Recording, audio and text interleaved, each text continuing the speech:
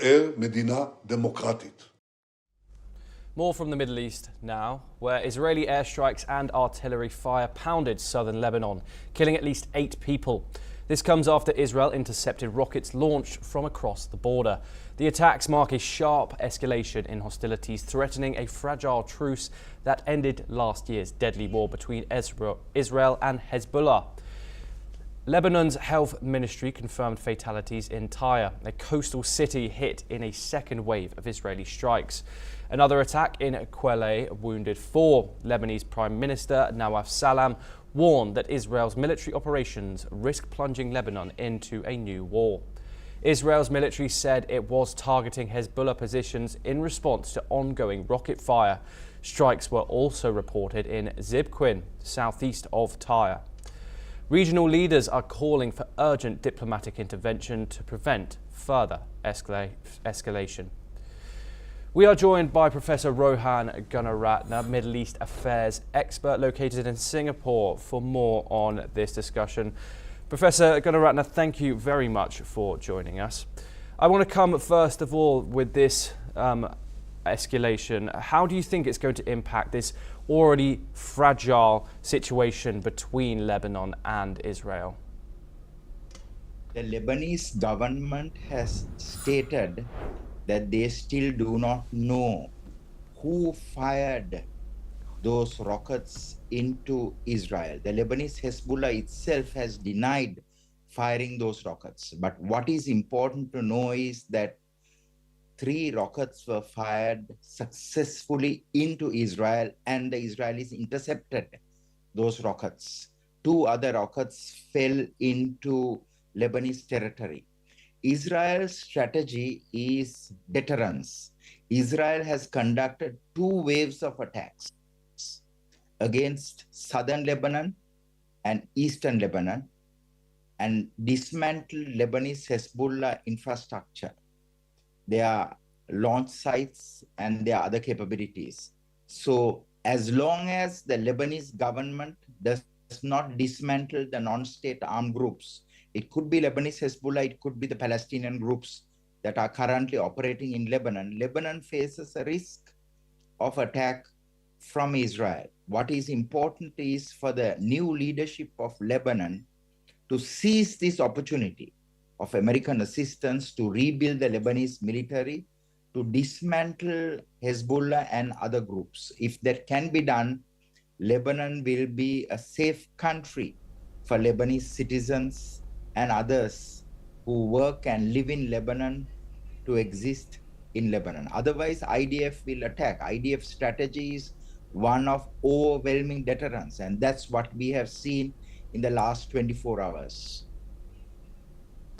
Professor Gunaratne, despite Hezbollah's denial of involvement, what do you believe the Hezbollah was involved in these rocket attacks on northern Israel? Why or why not? It is too difficult to say, because other than Lebanese Hezbollah, there are other Palestinian groups that have established bases in Lebanon. And what is important is for the Lebanese authorities to ensure that these groups no longer operates in Lebanon. To respond to your very specific question, whether it was the Hezbollah, we do not know as yet. But over time, we will know. I have looked at the site from where the firing took place. I have looked at the capabilities that were recovered, because that has been made public by the Lebanese government. It's very rudimentary capabilities. Does not look like Lebanese Hezbollah. But whatever it may be, Israel has attacked mostly Lebanese Hezbollah targets in Lebanon.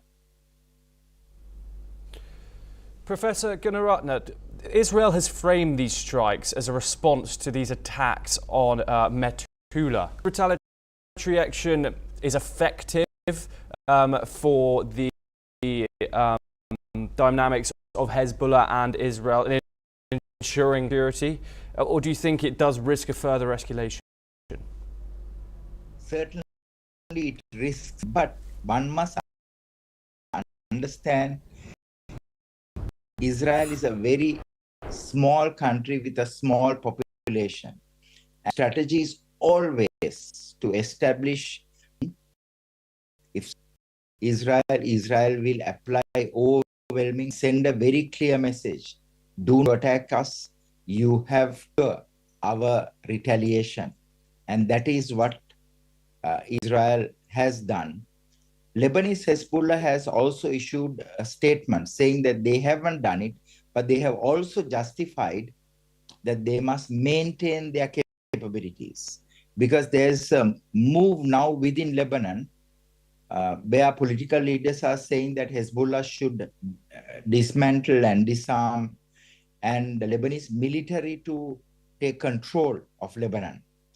And I personally believe that there will be a ceasefire agreement, a permanent ceasefire agreement, a military agreement between Lebanon and Israel, because that is what the Americans want. So the Americans are now working behind the scenes to build that permanent agreement between Lebanon and Israel. But Israel will always demand that Lebanese Hezbollah be disarmed and any Palestinian group that is in Lebanon, that they do not carry weapons and they do not maintain any military bases. This will be a demand on the part of Israel. Professor Rohan Gunaratne, thank you very much for joining us. We now move to some more news updates. Venezuela has reached a deal